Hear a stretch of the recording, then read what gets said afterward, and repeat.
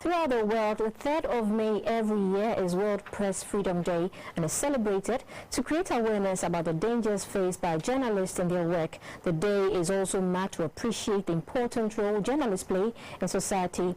In Accra, journalists from both the private and public media practitioners and civil society players converged on the Press Center to commemorate the day. The theme for this year's celebration is Media for Democracy, Journalism and Elections in Times of Disinformation.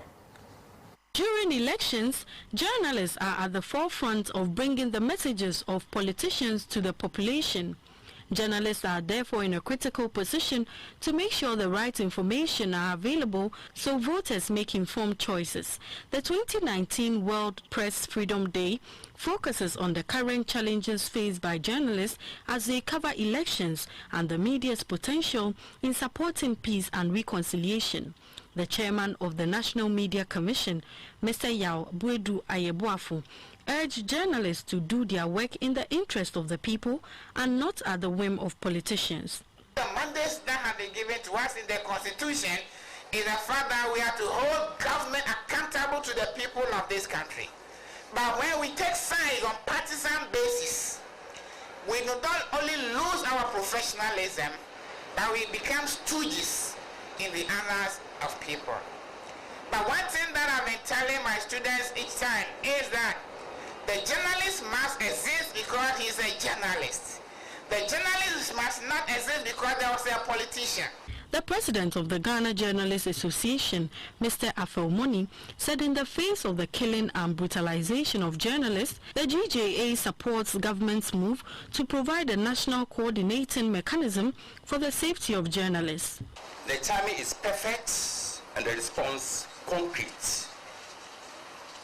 Without wrestling with doubt, we hope and pray that this intervention will take off as planned. We also embrace government's capacity building initiative for journalists. The point can hardly be articulated that the capacity of journalists is fundamental to the ability to perform satisfactorily. The GJA will complement these initiatives with ethical training programs to be supported by MTN to help cure the cancerous spread of ethical bankruptcy and professional mediocrity in sections of the media. The country representative for UNESCO in Ghana, Mr. Abdurrahman Diallo, said having dropped 4 places from 23 to 27 in the 2019 edition of the World Press Freedom Index, Ghana has more to do in the area of freedom of speech. We have to reverse altogether the decline. However, it's not all gloomy. The Right to Information Bill was passed by Parliament, and we expect the next sequence of activities for this essential law to be operationally implemented. UNESCO, the custodian of the Sustainable Development Goal number 16, target 10, which calls for public access to information, will assist the Ministry of Information to train information officers on the law. Our upcoming task is to work with the government, GJA, National Media Commission and civil society organization to put in place national monitoring mechanism for the safety of journalists. The Deputy Minister of Information, Mr. Pius Hajide, sent a congratulatory message to all journalists who are working hard to create a better Ghana. He assured the media of government support for freedom of speech and expression. The Ministry of Information has already begun consultations towards the development of an implementation roadmap, and we count on the support of the media in this regard.